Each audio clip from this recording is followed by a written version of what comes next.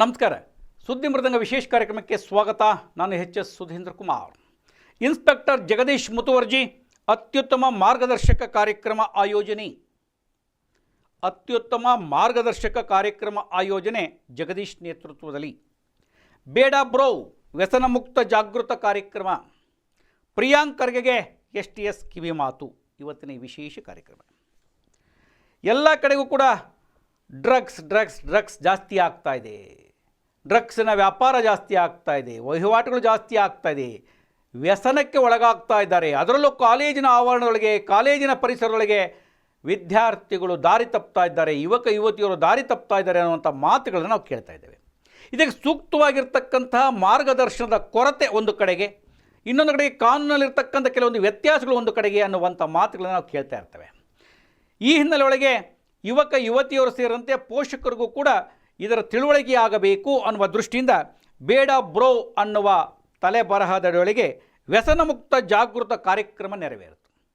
Kengeri police ಠಾಣಾ ವ್ಯಾಪ್ತಿಯ ಮೈಲಸಂದ್ರ ಗ್ರಾಮದೊಳಗೆ ನಡೆದಂತಹ ಕಾರ್ಯಕ್ರಮ ಅತ್ಯಂತ ಉಪಯುಕ್ತ ಕಾರ್ಯಕ್ರಮ, ಮಾರ್ಗದರ್ಶಕ ಕಾರ್ಯಕ್ರಮ, ಅಪರೂಪದ ಕಾರ್ಯಕ್ರಮ ಅಂತ ಹೇಳ್ಬೋದು. ಈ ಕಾರ್ಯಕ್ರಮದ ಸಂಪೂರ್ಣ ಸಂಯೋಜನೆಯನ್ನು ಮಾಡಿ ಜಾರಿಗೆ ತಂದಂಥವರು ಕೆಂಗೇರಿ ಪೊಲೀಸ್ ಠಾಣೆಯ ಸರ್ಕಲ್ ಇನ್ಸ್ಪೆಕ್ಟರ್ ಜಗದೀಶ್ ಅವರ ಮುತುವರ್ಜಿಯಿಂದ ಈ ಕಾರ್ಯಕ್ರಮದ ಒಂದು ಪರಿಕಲ್ಪನೆಯೇ ಬದಲಾಯಿತೇನೋ ಅಂತ ಹೇಳ್ಬೋದು.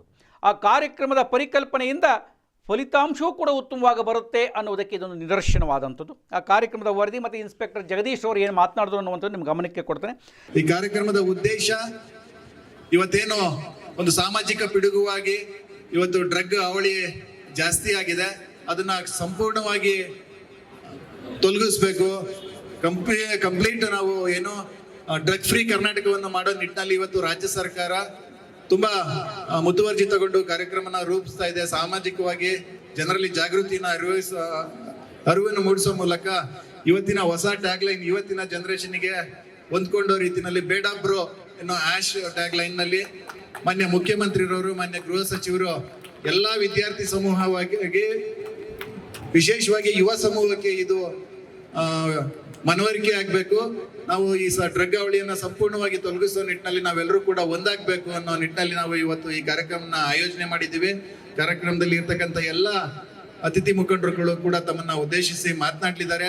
ಈ ಕಾರ್ಯಕ್ರಮ, ವೇದಿಕೆ ಕಾರ್ಯಕ್ರಮ ಮುಗಿದ ನಂತರ ನಾವೆಲ್ಲರೂ ಕೂಡ ಕ್ಯಾಂಡ್ಲೈಟ್ ನಲ್ಲಿ ಒಂದು 500 ಮೀಟರ್ ಕಾರ್ಯಕ್ರಮ ಏನು ನಡೀತು. ಕಾರ್ಯಕ್ರಮಗಳಿಗೆ ಯಶವಂತಪುರ ವಿಧಾನಸಭಾ ಕ್ಷೇತ್ರದ ಶಾಸಕ ಮಾಜಿ ಸಹಕಾರ ಸಚಿವ ST ಸೋಮಶೇಖರ್ ಅವರು ಪಾಲ್ಗೊಂಡಿದ್ದರು. DCP ಅನಿತಾ ಹದ್ದಣ್ಣ ಅವರು ಪಾಲ್ಗೊಂಡಿದ್ದರು. ACP ಸತ್ಯವತಿ ಅವರಿದ್ದರು. ವೈದ್ಯ ಮಾತಂಗಿ ಅವರು ಭಾಳ ವಿಶೇಷವಾಗಿ ಮಾತನಾಡಿದ್ರು. ಕೆಂಗೇರಿ ಠಾಣಾ ಇನ್ಸ್ಪೆಕ್ಟರ್ ಜಗದೀಶ್ ಅವರಂತೂ ಕಾರ್ಯಕ್ರಮದ ಸಂಪೂರ್ಣ ಜವಾಬ್ದಾರಿಯನ್ನು ಹೊತ್ತುಕೊಂಡಿದ್ದರು. ಸಬ್ ಇನ್ಸ್ಪೆಕ್ಟರ್ಗಳಾದ ಶ್ರೀನಿವಾಸ್, ಕರಿಯಣ್ಣ, ಶೇಖರ್, BGS ವಿದ್ಯಾರ್ಥಿಗಳು ಎಲ್ಲರೂ ಕೂಡ ಭಾಗವಹಿಸಿದರು. ಇದು ಕಾರ್ಯಕ್ರಮದ ಒಂದು ಸಂಪೂರ್ಣ ವರದಿ. ಆದರೆ ಕಾರ್ಯಕ್ರಮ ಆರಂಭವಾಗುವುದಕ್ಕೂ ಮುನ್ನ 10 ಹಲವು ಸಾಂಸ್ಕೃತಿಕ ಕಾರ್ಯಕ್ರಮಗಳ ಮುಖಾಂತರವಾಗಿ ಯುವಕರನ್ನು ಜಾಗೃತಿ ಮೂಡಿಸುವಂಥ ಕಾರ್ಯಕ್ರಮವಾಯಿತು. ಅದಾದ ಮೇಲೆ ವೇದಿಕೆಯ ಕಾರ್ಯಕ್ರಮಗಳಿಗೆ ಹಲವು ಮಾತುಗಳು ಆಯಿತು, ಮಾರ್ಗದರ್ಶಕ ನುಡಿಗಳಾಯಿತು. ಕಾರ್ಯಕ್ರಮದ ಆಯೋಜನೆಯ ಸ್ವರೂಪಗಳೆಲ್ಲವೂ ಆದ ಮೇಲೆ ಒಂದು ಇನ್ವಿಟೇಷನ್ ಕರೆದ್ರು.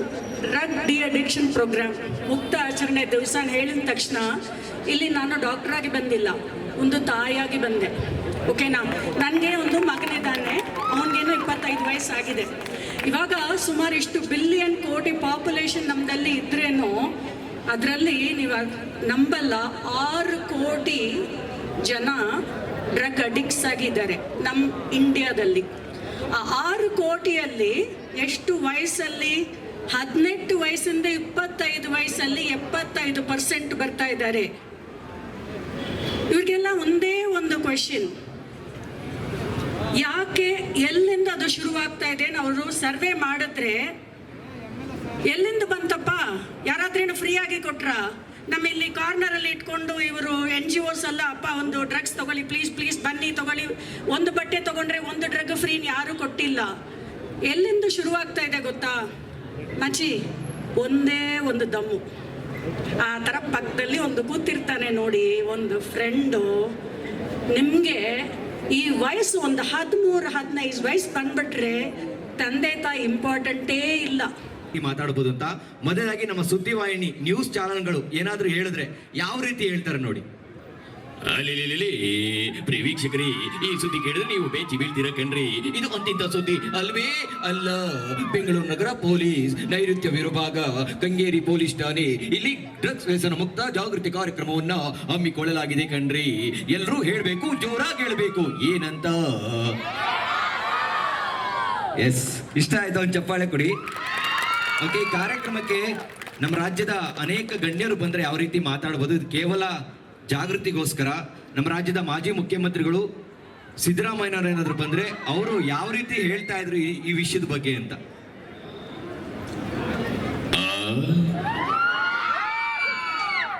ಈ ಯಾವುದೊಬ್ಬ ಕಾರ್ಯಕ್ರಮ ಇದು? ಬೇಡ ಬ್ರೋ, ಏಯ್ ಒಡ್ರಿ ಕಬಳಕವನಿಗೆ 5 ನಿಮಿಷ ಕುತ್ಕೊಳ್ಳಪ್ಪ. ಇವತ್ತು ಏನು ಡ್ರಗ್ ವ್ಯಾಸನ ಮುಕ್ತವಾಗಿರ್ಬೇಕು ಅಂತ ನಮ್ಮ ಪೊಲೀಸ್ ಇಲಾಖೆಯಿಂದ ಈ ಒಂದು ಏನು ಈಗಿನ ಜನ್ಸಿಕೆ ಏನಂತ ಮಾತಾಡೋದು ಬ್ರೋ ಅಲ್ಲ, ಸಿಸ್ಟರ್ ಅಂತ ಕರೆಯಲ್ಲ, ನೀವು ಬ್ರೋ ಅಂತ ಮಾತಾಡ್ತೀರಲ್ವಾ? ಬೇಡ ಬ್ರೋ, ಈ ಒಂದು ಕಾರ್ಯಕ್ರಮ ತುಂಬಾ ಚೆನ್ನಾಗಿ ಮಾಡ್ತಾ ಇದ್ದಾರೆ. ನೀವೆಲ್ಲರೂ ಕೂಡ ಯಾವುದೇ ರೀತಿಯಾದ ಈ ತರ ವ್ಯಸನಗಳಿಗೆ ಒಳಗಾಗಬಾರ್ದು. ಯಾರೇ ಏನೇ ಈ ತರ ವ್ಯಸನ ಬೇಕು ಅಂದ್ರೆ ಏನ್ ಹೇಳಬೇಕು? ಇನ್ನೂ ಏನಾದ್ರೂ ಹಿಂಸೆ ಮಾಡಿದ್ರೆ ಅಲ್ಲೊಂದು ಮಾರ್ಕ್ ಇದೆ, ಏನ್ ಹೇಳಿ? ಹಿಂಗೆ ಅಂದ್ರೆ ಒಡ್ರಿ ಕಪಾಳಕ್ಕೆ ಅಂತ. ಒಡ್ರಿ ಕಪಾಳಕ್ಕೆ. ಎಲ್ರಿಗೂ ಒಳ್ಳೇದಾಗ್ಲಿ. ಈ ತರ ಅಭಿಯಾನಗಳು ಇನ್ನೂ ಎಷ್ಟಾಗಬೇಕು. ಎಲ್ರಿಗೂ ಒಳ್ಳೆ ಸಂದೇಶ ಹೋಗ್ಬೇಕು. ನಮಸ್ಕಾರ. ಅದೇ ನಮ್ಮ ಯಡಿಯೂರಪ್ಪನವ್ರು ಏನಾದ್ರು ಬಂದ್ರೆ ಅವರು ಯಾವ ರೀತಿ ಹೇಳ್ತಾ ಇದ್ರು ಅಂತ ನೋಡಿ ಸ್ವಾಮಿ. ಇವತ್ತು ಈ ಒಂದು ಕಾರ್ಯಕ್ರಮದಲ್ಲಿ ಬಹಳ ಅದ್ಭುತವಾದ ಕಾರ್ಯಕ್ರಮ ಮಾಡಿದ್ದಾರೆ ಸ್ವಾಮಿ. ಬಹಳ ಒಳ್ಳೆಯ ಸಂದೇಶ. ಈ ಡ್ರಗ್ಸ್ ವ್ಯಸನ ಮುಕ್ತವಾಗಬೇಕು ಅಂತ ಹೇಳಿ. ಬೇಡ ಬ್ರೋ ಅಭಿಯಾನ ಒಳ್ಳೇದಾಗ್ಲಿ ಸ್ವಾಮಿ. ನಾನಿನ್ನು ಬರ್ತೀನಿ. ಒಂದ್ ಚಪ್ಪಾಳೆ ಕೊಡೋದಿಲ್ವೇನು? ಅದೇ ಮಲ್ಲಿಕಾರ್ಜುನ ಖರ್ಗೆ ಅವರು ಅವರ ಧ್ವನಿಯಲ್ಲಿ ಯಾವ ರೀತಿ ವ್ಯಸನದ ಬಗ್ಗೆ ಹೇಳ್ಬೋದು ಅಂತ ನೋಡ್ರಿ. ಇವತ್ತು ಬಹಳ ಚಲೋ ಕಾರ್ಯಕ್ರಮ ಮಾಡಕತ್ತಾರ. ಇವತ್ತರ ಡ್ರಗ್ಸ್ ಇರ್ಬೋದು, ಮದ್ಯಪಾನ, ಧೂಮಪಾನ, ಯಾವುದಕ್ಕೂ ನೀವು ಬೇಡ ಬ್ರೋ ಅನ್ಬೇಕು. ಏನ್ ಹೇಳ್ಬೇಕು ನೋಡಿ, ಮೇಡಮ್ ಹೇಳಕತ್ತಾರ ಇನ್ನೊಂದು 4 ಮಾತಾಡಿ ಅಂತ. ಸುಮಾರು 40 ವರ್ಷದಿಂದ ಮಾತಾಡಿ.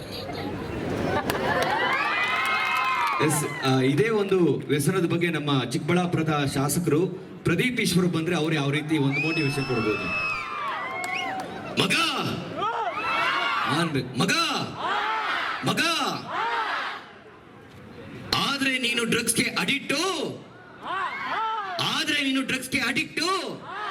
ಲೈಫ್ ಲಾಂಗ್ ಆಗ್ತೇ ನೀನು ಪೇಷಂಟು. ಎಸ್, ಇವ್ರು ಹಿಂಗೆ ಹೇಳ್ಬೋದು. ಅದೇ ನಮ್ಮ ವಾಟಾಳ್ ನಾಗರಾಜ್ ಅವ್ರು ಬಂದ್ರೆ ಯಾವ ರೀತಿ ಮಾತಾಡ್ತಾರೆ ಅಂದ್ರೆ ನೋಡಿ. ಎಲ್ರಿಗೂ ನಮಸ್ಕಾರ ನಮಸ್ಕಾರ ನಮಸ್ಕಾರ. ಇವತ್ತು ನಮ್ಮ ಪೊಲೀಸ್ ಇಲಾಖೆಯವರು ಒಂದು ಅದ್ಭುತವಾದ ನಮ್ಮ ಕ್ಷೇತ್ರದಲ್ಲಿ ಇವತ್ತು ಒಂದು 50% ಕಮ್ಮಿ ಆಗಿದೆ ಅಂತಕ್ಕಂಥದ್ದನ್ನೇ ಹೇಳಲಿಕ್ಕೆ ಬಯಸ್ತೇನೆ. ನಮ್ಮ ಉಲ್ಲಾಳ್ ವಾರ್ಡ್ನಲ್ಲಿ ಅತಿ ಹೆಚ್ಚು ಡ್ರಗ್ಸ್ ಇರ್ತಕ್ಕಂಥ ಏರಿಯಾ. ಯಾರಾದರೂ ಒಬ್ರು ಪೊಲೀಸ್ಗೆ ಇನ್ಫಾರ್ಮೇಶನ್ ಕೊಟ್ರೆ ಆ ಕೊಟ್ಟ 5-10 ನಿಮಿಷಕ್ಕೆ ಅವನ ಮನೆ ರೈಡ್ ಆಗ್ತಾ ಇತ್ತು. ಯಾರು ಇನ್ಫಾರ್ಮೇಶನ್ ಕೊಟ್ಟರು ಅರ್ಧ ಗಂಟೆಯಲ್ಲಿ ಅವನ ಕೈ ಕಾಲು ಕಟ್ಟಾಗ್ತಾ ಇತ್ತು. ಇದು ಉಲ್ಲಾಳಲ್ಲಿ ನಡೀತಾ ಇರ್ತಕ್ಕಂಥದ್ದು ಇತ್ತು. ಅದನ್ನ ಒಂದು ಘಟನೆ ಎಲ್ಲ ಮರುಕಳಿಸ್ತಾ ಇದ್ದ ರೀತಿಯಲ್ಲಿ ಇವತ್ತು 100ಕ್ಕೆ 90% ಅದು ಕಂಟ್ರೋಲ್ ಆಗಿದೆ. ಪೊಲೀಸ್ನವ್ರು ಹೇಳ್ತಾರೆ ಈಸಿಯಾಗಿ, ನಮ್ಮ DCP ಅವರು ಹೇಳ್ತಾರೆ ನಮಗೆ ಮಾಹಿತಿ ಕೊಡಿ ಅಂತೇಳಿ. ಎಷ್ಟೋ ಮಾಹಿತಿ ಕೊಟ್ಟರೆ ಅವರಿಗೆ ತೊಂದರೆ ಆಗ್ತಕ್ಕಂಥದ್ದು ಕೂಡ ನನಗೆ ಹಲವಾರು ಕಂಪ್ಲೇಂಟ್ಸ್ ಕೂಡ ಬರ್ತಾ ಇರ್ತದೆ. ಕೆಲವರು ಸೂಕ್ಷ್ಮವಾಗಿ ಹೇಳ್ತಾರೆ. ಈಗ ನಾವು ಜಗದೀಶರವರಿಗೆ ಇತ್ತೀಚೆಗೆ ಕೆಂಗೇರಿ ಸುತ್ತಮುತ್ತ 4-5 ನಂಬರ್ನ ನಾನೇ ಅವರಿಗೆ ಕೊಟ್ಟಿದ್ದೆ. ನನಗೆ ಕಳಿಸಿ ಸೀಕ್ರೆಟಾಗೆ, ನಾನು ನಿಮ್ಮ ಹೆಸರು ಹೇಳಿದೆ ಅದನ್ನು ಅವರಿಗೆ ಸ್ಪಾಟನ್ನು ನಾನು ಕಳಿಸ್ತೀನಿ ಅಂತೇಳಿ. ತಕ್ಷಣ ಅವರು ಅರ್ಧ ಗಂಟೆಯಲ್ಲೇ 4-5 ಜನರನ್ನ ಅರೆಸ್ಟ್ ಮಾಡ್ತಕ್ಕಂಥದ್ದು, ಮತ್ತೊಂದು ಮಾಡ್ತಕ್ಕಂಥದ್ದು ಬಹಳ ಸೂಕ್ಷ್ಮವಾಗಿ ಅವರು ಹ್ಯಾಂಡಲ್ ಮಾಡ್ತಾರೆ. ಬಟ್ ಸರ್ಕಾರದ ಮಟ್ಟದಲ್ಲಿ ಇದು ಸ್ವಲ್ಪ ಸೀರಿಯಸ್ ಆಗಬೇಕಾಗ್ತದೆ. ಇತ್ತೀಚೆಗೆ ಏನೇ ಸರ್ಕಾರ ಕ್ರಮ ಕೈಗೊಂಡ್ರು ಕೂಡ ಅದು ಕರ್ನಾಟಕದವರಿಗಿಂತ ಹೊರಗಡೆ ಬಂದು ಯಾರು ಇಲ್ಲಿ ಹಾಸ್ಟೆಲ್ ಇರ್ತಾರೆ, ಓದ್ತಾ ಇರ್ತಾರೆ, ಅವರ ಸಂಬಂಧಗಳೇ ಜಾಸ್ತಿ ಆಗ್ತಾ ಇದೆ. ಕಾಲೇಜುಗಳಲ್ಲಿ, ಮತ್ತೊಂದುಗಳಲ್ಲಿ, ಕಾಲೋನಿಗಳಲ್ಲಿ ಇವತ್ತು ಒಂದು ವೇಗ ರೀತಿಯಲ್ಲಿ ಅದು ಬೆಳೀತಾ ಇದೆ. ಗೃಹ ಮಂತ್ರಿಗಳಿಗೂ ಕೂಡ ನಾನು ಹೇಳಲಿಕ್ಕೆ ಬಯಸ್ತೇನೆ, ಯುವಕರಿದ್ದೀರಿ, ಬೇರೆ ಅನ್ನೆಸೆಸರಿ ಟಾಪಿಕ್ಗಳ ಬಗ್ಗೆ ಮಾತನಾಡೋದಕ್ಕಿಂತ ಇವತ್ತು ಈ ಟಾಪಿಕ್ಗೆ ಜಾಸ್ತಿ ಮಹತ್ವವನ್ನು ಕೊಡಿ. ನೀವು ಗೃಹ ಮಂತ್ರಿಗಳು, ಯುವಕರಿದ್ದೀರಿ, ಬೇರೆ ಎಲ್ಲ ವಿಷಯಗಳನ್ನ ಮಾತನಾಡಿ, ನಂದೇನು ಅಬ್ಜೆಕ್ಷನ್ ಇಲ್ಲ. ಆದರೆ ಯಾವ ಕೆಟ್ಟ ಚಟುವಟಿಕೆಗಳಿದೆ ಅದಕ್ಕೆ 100ಕ್ಕೆ 100 ಗಮನ ಕೊಡ್ತಕ್ಕಂಥದ್ದಾದ್ರೆ ಅಲ್ಲಿಂದ ಸ್ಟಾರ್ಟ್ ಆಗಬೇಕು. ವಿಧಾನಸೌಧದ 3ನೇ ಮಹಡಿಯಿಂದ ಸ್ಟಾರ್ಟ್ ಆಗಬೇಕಿದ್ದು, ಬೇಡ ಬ್ರೋ. ಆಗ ಕೆಳಮಟ್ಟಕ್ಕೂ ಕೂಡ ಸ್ಟಾರ್ಟ್ ಆಗ್ತದೆ. ನಾನು ಒಂದೇ ಒಂದು ಎಕ್ಸಾಂಪಲ್ ಹೇಳಿ, ನಮ್ಮ ಅಗ್ರ ಕ್ಷೇತ್ರದಲ್ಲಿ DCP ಮೇಡಮ್ನವರೇ, ಅಗ್ರ ಕ್ಷೇತ್ರ, ನಾನು ಒಂದು ಫಂಕ್ಷನ್ ಅಲ್ಲಿ ಅಟೆಂಡ್ ಮಾಡ್ತಾ ಇದ್ದೇನೆ. ನಮ್ಮ ಅಗ್ರ ಪಂಚಾಯತಿಯ ಲೀಡರ್, ಬಹಳ ಪವರ್ಫುಲ್ ಲೀಡ್ರು, 7-8 ಜನ ಹೊಡೆಯುವಂತ ಲೀಡರ್. ಅಳತೆ ದೂರಲ್ಲಿ ಒಂದು 300-400 ಅಡಿ ಅಳತೆ ದೂರದಲ್ಲಿ ನಾನೊಂದು ಫಂಕ್ಷನ್ ಅಟೆಂಡ್ ಮಾಡ್ತಾ ಇದ್ದೇನೆ. ಒಂದು 7-8 ಜನ ಹುಡುಗರು ಆ ಯಪ್ಪನ್ನ ಮಚ್ಚಿನಲ್ಲಿ ಹೊಡೆದು ಮರ್ಡರ್ ಮಾಡಿದ್ದಾರೆ ಅಂತಕ್ಕಂಥದ್ದು. ನನ್ನ ಮಂತ್ರಿ ಇದ್ದೆ, 10 ನಿಮಿಷಕ್ಕೆ ನಾನು ಫಂಕ್ಷನ್ ನಿಲ್ಲಿಸಿ ಸ್ಪಾಟ್ಗೆ ಹೋದೆ. ಅಷ್ಟೊತ್ತಿಗೆ ಪೊಲೀಸ್ನವರು ಅರೆಸ್ಟ್ ಮಾಡಿದ್ರು. ಅರೆಸ್ಟ್ ಮಾಡಿ 5-10 ನಿಮಿಷಕ್ಕೆ ಅವ್ರಿಗೇನು ಜ್ಞಾನನೂ ಇಲ್ಲ, ಏನೂ ಇಲ್ಲ. ಎಲ್ಲಿಗೆ ಮಚ್ಚಿ ಇಟ್ಕೊಂಡ್ರೆ ಹೆಂಗೆ ಹೋದ್ರು, ಆ ಸ್ಪಾಟ್ಗೆ ಹೆಂಗೆ ಹೋದ್ರು ಏನೂ ಗೊತ್ತಿಲ್ಲ ಡಾಕ್ಟ್ರೆ. ನನಗೆ ಕುತೂಹಲ, ಯಾರಿಗೂ ಯಪ್ಪ ದುಶ್ಮನ್ ಇಲ್ಲ, 7-8 ಜನಕ್ಕೆ ಹೊಡಿತಕ್ಕಂಥವನಿಗೆ 5-10 ನಿಮಿಷದಲ್ಲೇ ಆ ಜಮೀನು ಉಳುವಾಗ ಮರ್ಡರ್ ಆಗ್ತಾನೆ ಅಂತಂದ್ರೆ, ಆಮೇಲೆ ಕೇಳಿದ್ರೆ DCP ಅವ್ರಿಗೆ, ಸರ್ ಎಲ್ಲ ಗಾಂಜಾ, ಅವ್ರಿಗೆ ಏನಂದ್ರೆ ಏನು, ಅವತ್ತು ನನಗೆ ಭಯ ಆಯಿತು. ಆ ಗಾಂಜಾ ಯುವಕರ ಜೊತೆಲಿ ಮಾತನಾಡೋದು ಡೇಂಜರ್ ಆಗ್ತದೆ, ಆ ಮಟ್ಟಕ್ಕೆ. ಸಂದರ್ಭದಲ್ಲೂ ಮಾದಕ ವಸ್ತುಗಳನ್ನು ಬಳಸುವುದಿಲ್ಲ. ನನ್ನ ಆರೋಗ್ಯ, ಭವಿಷ್ಯ ಮತ್ತು ಕುಟುಂಬವನ್ನು ನಾನು ರಕ್ಷಿಸುತ್ತೇನೆ. ನಾನು ಬದಲಾವಣೆಯ ದೂತನಾಗಿರುತ್ತೇನೆ ಮತ್ತು ಮಾದಕ ವಸ್ತುಗಳ ವಿರುದ್ಧವಾದ ಜೀವನವನ್ನು ಆಯ್ಕೆ ಮಾಡುತ್ತೇನೆ. ನಾನು ನನ್ನ ಸ್ನೇಹಿತರಿಗೆ ತಪ್ಪು ದಾರಿಗೆ ಹೋಗದಂತೆ ಎಚ್ಚರಿಸುತ್ತೇನೆ ಮತ್ತು ಮಾದಕ ವಸ್ತುಗಳ ವಿರುದ್ಧ ಧೈರ್ಯದಿಂದ ನಿಂತು ಮಾದಕ ದ್ರವ್ಯ ಮುಕ್ತ. ಇಷ್ಟು ದೊಡ್ಡ ಮಟ್ಟದಲ್ಲಿ ಕಾರ್ಯಕ್ರಮ ಮಾಡ್ತಾರೆ ಅಂತ ನೋಡಿ ನಮ್ಗೆ ಖುಷಿ ಆಯಿತು. ಬೇಡ ಬ್ರೋ ಅಂತ ಅಂದರೆ ಎಲ್ಲರೂ ಇಲ್ಲಿ ಪ್ರಮುಖರು ಹೇಳಿದ ಹಾಗೆ ವ್ಯಸನ ಮುಕ್ತ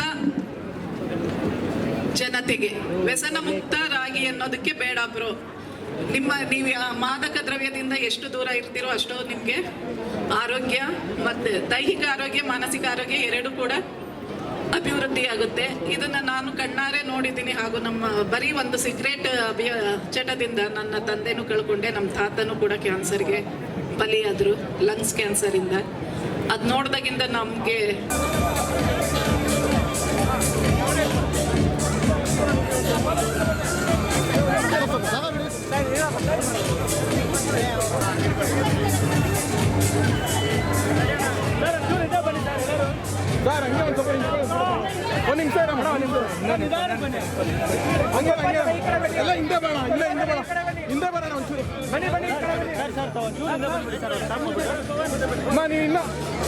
ಅಲ್ಲೇ ನಿಂತ್ಕೊಳ್ಳಿ,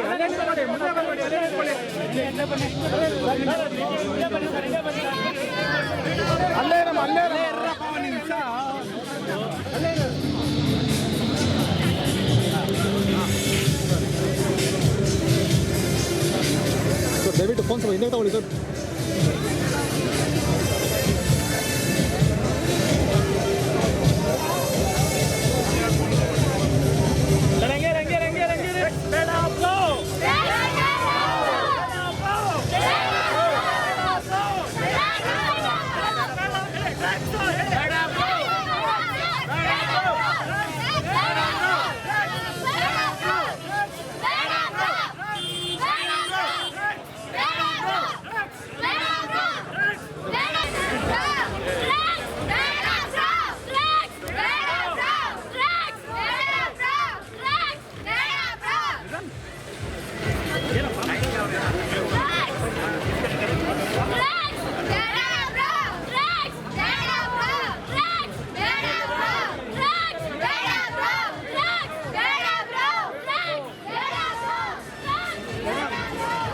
ಭಾಗವಹಿಸಿದರೆ ಎಲ್ಲರೂ ಕೂಡ ಕ್ಯಾಂಡಲನ್ನು ಹಿಡಿದು ಒಂದು ಸಣ್ಣದಾಗಿರ್ತಕ್ಕಂಥ ಜಾಥವನ್ನು ಮಾಡಿದ್ರು.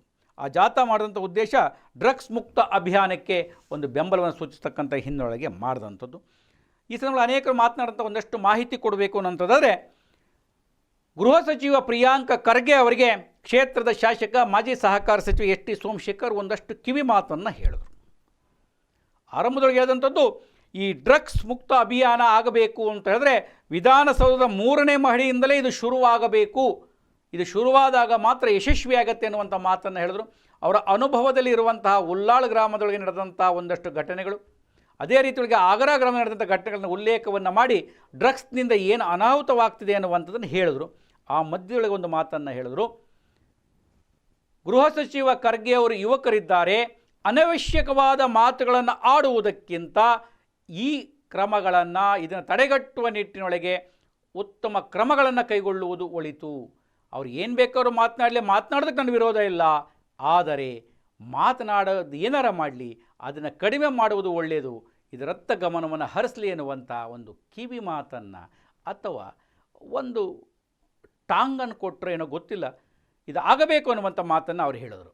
ಪ್ರಿಯಾಂಕ ಖರ್ಗೆ ಅವರು ಅನವಶ್ಯಕ ಮಾತುಗಳನ್ನು ಆಡುವುದು ಬೇಡ, ಮಾದಕ ವಸ್ತುಗಳನ್ನು ತಡೆಗಟ್ಟುವ ಹಿನ್ನೆಲೆಯೊಳಗೆ, ವ್ಯಸನಗಳ ಸಂಖ್ಯೆಯನ್ನು ಕಡಿಮೆ ಮಾಡುವ ಹಿನ್ನೆಲೆಗೆ, ವ್ಯಸನ ಮುಕ್ತವನ್ನು ಮಾಡುವ ಹಿನ್ನೆಲೆಗೆ ಸೂಕ್ತ ಕ್ರಮ ಕೈಗೊಳ್ಳಲಿ ಅನ್ನುವಂಥ ಸಲಹೆಯನ್ನು ನೀಡುವುದರ ಜೊತೆಗೆ ನಮ್ಮ ಕೆಂಗೇರಿ ಪೊಲೀಸ್ ಠಾಣೆಯ ಸಿಬ್ಬಂದಿಗಳ ತಂಡ ಅತ್ಯಂತ ಯಶಸ್ವಿಯಾಗಿ ಕಾರ್ಯನಿರ್ವಹಿಸ್ತಾ ಇದೆ.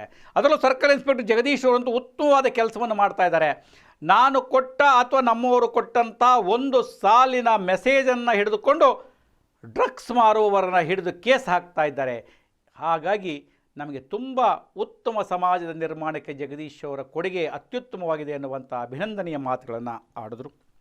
DCP ಅನಿತಾ ಬಿ ಹದ್ದಣ್ಣವರು ಮಾತನಾಡಿ, ನಮ್ಮ ಮಕ್ಕಳನ್ನು ಕೂಡ ಕಾಲೇಜಿಗೆ ಕಳುಹಿಸಲು ಭಯವಾಗುವ ಪರಿಸ್ಥಿತಿ ನಿರ್ಮಾಣವಾಗಿದೆ. ಎಲ್ಲೆಡೆ ಡ್ರಗ್ಸ್ ಅಂತ ಆಗ್ತಿರೋ ಸಂದರ್ಭದೊಳಗೆ ಯುವತಿಯರು ದಾರಿ ತಪ್ಪುತ್ತಾ ಇದ್ದಾರೆ ಅನ್ನೋ ಅನ್ನಿಸ್ತಾ ಇದೆ.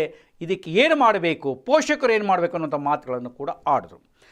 RISC ರೈಸ್ ರೆಫ್ಯೂಸ್ ಮಾಡಬೇಕು. ಫಸ್ಟಿಗೆ ಯಾವುದೇ ಒಂದು ಡ್ರಗ್ ನಮಗೆ ನಮ್ಮ ಹತ್ರ ನಮಗೆ ಅಥವಾ ಬಲವಂತವಾಗಿ ನಮ್ಗೆ ಯಾರಾದ್ರೂ ಕೊಡ್ಬೇಕು ಅಂತಂದ್ರೆ first I will refuse. I don't want to take any drugs and I don't want anybody to take drugs. If I see anybody to take drugs, second one is inform the police, inform your elders, inform the teachers, inform any institution heads where they are working, so that this is immediately it will be under the control. So first refuse, inform, third one is support.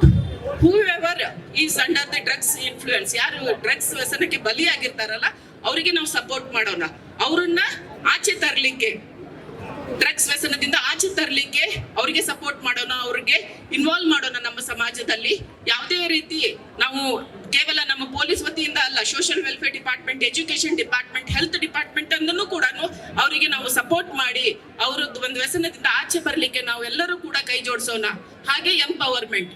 So ಇವೆಲ್ಲನೂ ಕೂಡ ಕೂಡಿಬಿಟ್ಟು ನಾವು ಕರ್ನಾಟಕವನ್ನು rice ಮಾಡೋದು ನಮ್ಮ ಒಂದು ಆದ್ಯ ಕರ್ತವ್ಯ ಆಗಿದೆ, ಹಾಗೂ ಈ ಒಂದು ಕಾರ್ಯಕ್ರಮದ ಉದ್ದೇಶ ಆಗಿದೆ ಅಂತ ಹೇಳಲಿಕ್ಕೆ ಇಷ್ಟಪಡ್ತಾ ಇದ್ದೀನಿ. Thank you for all of you joining with us. ಅದಕ್ಕಿಂತ ಹೆಚ್ಚಾಗಿ ವೈದ್ಯ ಮಾತಂಗಿಯವರು ಮಾತಾಡಿ ನಾವು ಹೇಗಿರಬೇಕು, ಪೋಷಕರು ಹೇಗಿರಬೇಕು ಅನ್ನುವಂಥದ್ದನ್ನು ಹೇಳಿದರು. ಬೇಡ ಬ್ರೋ ಅನ್ನೋದ್ರ ಮೂಲಕವಾಗಿ ಇದನ್ನು ತಡೆಗಟ್ಟೋಣ ಅನ್ನುವಂಥ ಒಂದು ದೊಡ್ಡ ಅಭಿಯಾನವನ್ನೇ ಮಾಡಬೇಕು ಅನ್ನುವಂಥ ಒಂದಷ್ಟು ಮಾರ್ಗದರ್ಶಕ ನುಡಿಗಳನ್ನು ಆಡಿದರು. ACP ಸತ್ಯವತಿಯವರು ಕೂಡ ಮಾತನಾಡಿದರು. ಒಟ್ಟಾರೆ ಸಂಪೂರ್ಣ ಕಾರ್ಯಕ್ರಮದ ವರದಿಯನ್ನು ನಿಮ್ಮ ಗಮನಕ್ಕೆ ಕೊಡ್ತಾ ಇದ್ದೇನೆ. ಒಂದು ಮಾತನ್ನು ಹೇಳಿದ್ರೆ ಬಹುಶಃ ಕೆಲವೊಬ್ಬರಿಗೆ ಏನು ಜಾಸ್ತಿ ಆಯಿತು ಅಂತ ಅನಿಸ್ಬೋದನೋ, ಇನ್ನು ಕೆಲವರು ಕಡಿಮೆ ಆಯಿತು ಅಂತ ಅನ್ನಿಸ್ಬೋದನೋ. ಪೊಲೀಸ್ನವರು ಅಂತಂದ ತಕ್ಷಣ ಎಲ್ಲೋ ಒಂದು ರೀತಿಯೊಳಗೆ ಇವರು ಬೇರೆ ಏನೋ ಕೆಲಸಗಳನ್ನು ಮಾಡ್ತಾರೆ, ಸಾರ್ವಜನಿಕ ಹಿತದೃಷ್ಟಿಗಿಂತ ವೈಯಕ್ತಿಕ ಲಾಭಾಪೇಕ್ಷೆಗಳೇ ಜಾಸ್ತಿ ಏನೋ ಅನ್ನುವಂಥದ್ದು ಸಹಜವಾಗಿರುವಂತಹ ಮಾತುಗಳು. ಆದರೆ ಕೆಂಗೇರಿಯ ಸರ್ಕಲ್ ಇನ್ಸ್ಪೆಕ್ಟರ್ ಇದಕ್ಕೆ ಹೊರತಾಗಿ ಒಂದಷ್ಟು ಸಾಹಿತ್ಯದ ಅಭಿರುಚಿ, ಒಂದಷ್ಟು ಕಾರ್ಯಕ್ರಮಗಳ ಅಭಿರುಚಿ, ಒಂದಷ್ಟು ಸಾಮಾಜಿಕ ಕಳಕಳಿ, ಸಾಮಾಜಿಕ ಚಿಂತನೆ, ಆರೋಗ್ಯಕರ ಸಮಾಜದ ನಿರ್ಮಾಣಕ್ಕೆ ನಮ್ಮ ಅಧಿಕಾರದಿಂದ ಏನು ಮಾಡಬೇಕು ಅನ್ನುವಂಥ ಉತ್ತಮ ಆಲೋಚನೆಯನ್ನು ಮಾಡುವಂಥ ಜಗದೀಶ್ರವರು ಈ ಕಾರ್ಯಕ್ರಮದ ನೇತೃತ್ವ ವಹಿಸುವುದರ ಮೂಲಕವಾಗಿ ಹೊಸ ಜಾಗೃತಿಯನ್ನು ಮೂಡಿಸಿರ್ತಕ್ಕಂಥದ್ದು. ಇದು ಈಶಾನ್ಯ ರೀಟೇಕ್. ಈ ಕಾರ್ಯಕ್ರಮ ನೈಋತ್ಯ ವಿಭಾಗದಲ್ಲಿ ನಡೆದಿದ್ದರೂ ಕೂಡ ಒಂದು ಕಡೆಗೆ ಕೆಂಗೇರಿಯ ಭಾಗದೊಳಗೆ ಆಗಿರುವಂಥ ವಿಶಿಷ್ಟ ಕಾರ್ಯಕ್ರಮ. ಹಾಗಾಗಿ ಇಡೀ ಕೆಂಗೇರಿ ಪೊಲೀಸ್ ಠಾಣೆಯ ಎಲ್ಲ ಸಿಬ್ಬಂದಿಗೆ ಇದಕ್ಕೆ ಗೌರವ ಗೆ ಪಾತ್ರರಾಗ್ತಾರೆ ಅಂತ ಹೇಳ್ತಾ ಇನ್ಸ್ಪೆಕ್ಟರ್ ಜಗದೀಶ್ ಮುತುವರ್ಜಿ ಅತ್ಯುತ್ತಮ ಮಾರ್ಗದರ್ಶಕ ಕಾರ್ಯಕ್ರಮದ ಆಯೋಜನೆ, ಬೇಡ ಬ್ರೋ ವ್ಯಸನಮುಕ್ತ ಜಾಗೃತಿ ಕಾರ್ಯಕ್ರಮ, ಪ್ರಿಯಾಂಕ ಖರ್ಗೆಗೆ ಎಸ್ ಟಿ ಸೋಮಶೇಖರ್ ಕಿವಿ ಮಾತು, ಈ ಕಾರ್ಯಕ್ರಮವನ್ನು ಮುಗಿಸ್ತಾ ಇದ್ದೇನೆ. ಮತ್ತೆ ವಿಶೇಷ ಕಾರ್ಯಕ್ರಮ, ವಿಶೇಷ ಮಾಹಿತಿಯನ್ನು ಹೊತ್ತು ಬರ್ತಾನೆ. ನಮಸ್ಕಾರ.